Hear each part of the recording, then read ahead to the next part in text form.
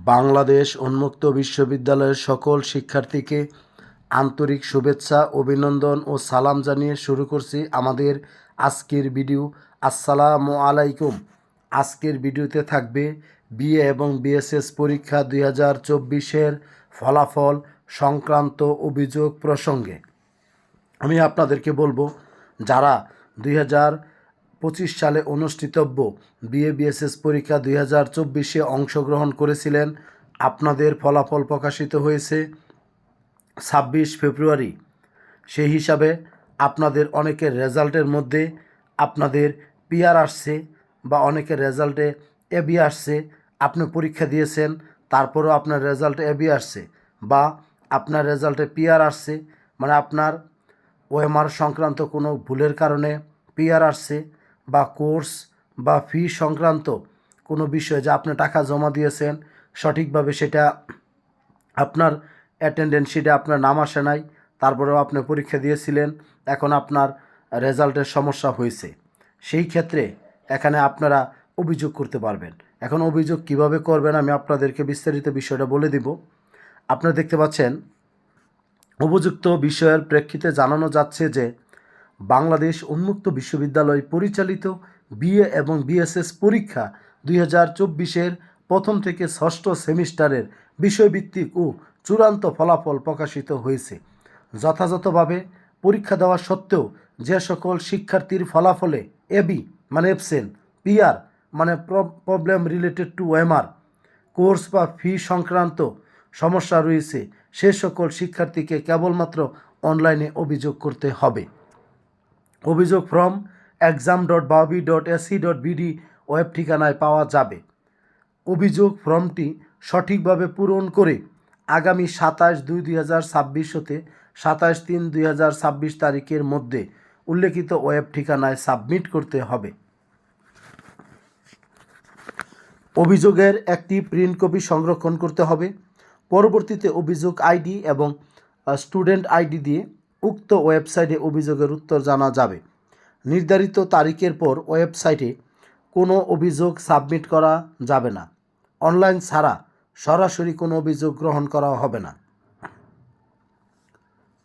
আমি শিক্ষার্থী আপনাদেরকে বলবো যে অভিযোগ করতে গেলে আপনাদের কি কি লাগবে। আবারও বলছি, কারা কারা অভিযোগ করতে পারবেন?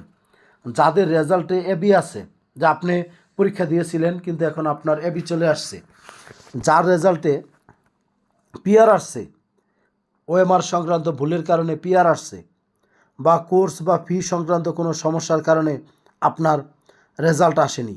অনেক সময় দেখা গেছে আপনারা 10টার অধিক সাবজেক্টে আপনারা টাকা জমা দিয়ে পরে আপনারা পরীক্ষায় অংশগ্রহণ করেছেন, ওই সমস্ত শিক্ষার্থীদের রেজাল্টের সমস্যা হয়েছে।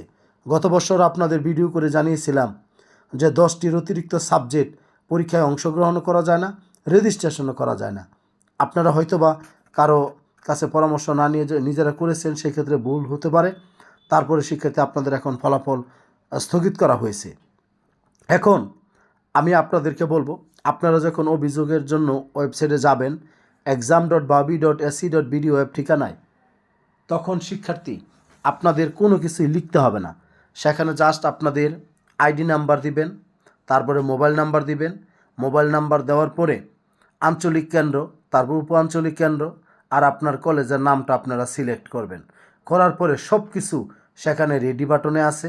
তারপরে আপনারা সেগুলো সিলেক্ট করে একটা জায়গায় আপনার ব্ল্যাঙ্ক আছে, ওখানে আপনারা ক্লিক করলে লেখা থাকবে নট অ্যাকসেপ্টেড, অর্থাৎ আপনার এখানে যে প্রত্যাশিত নয়, যে আপনার যে ফলাফলটা সেটা প্রত্যাশিত নয়, বা আপনারা সেখানে অভিযোগটি পরে সাবমিট করে দিবেন। শেষে সাবমিট অপশন আছে, সাবমিট করে দিবেন। এর জন্য কোনো টাকা লাগবে না, কারোর জন্য এই আবেদন ফর্মটি জমাও দিতে হবে না। সেটা আপনারা কারো কাছে জমাও দিতে হবে না বা কোনো টাকারও প্রয়োজন হবে না। আপনারা জাস্ট এটা প্রিন্ট করে নিজের কাছে এক সেট রেখে দিবেন, আর তারপরে যখন আপনারা অভিযোগের রেজাল্ট দিবে আপনারা সেখান থেকে দেখতে পারবেন যেভাবে রেজাল্ট দেখেছেন, অথবা কিছুদিন পর পর আপনারা চাইলে আপনারা রেজাল্ট অপশনে যাইও আপনারা দেখতে পারবেন।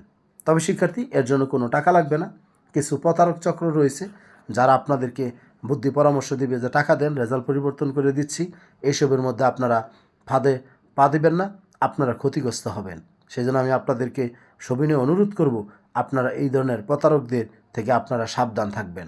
আপনারা সঠিকভাবে অভিযোগ করেন, আল্লাহর রহমতে আপনাদের ছোটোখাটো ভুল যদি হয়ে থাকে সেগুলো কর্তৃপক্ষ খতিয়ে দেখবে, দেখে আপনাদের সমস্যা সমাধান করে দেবে।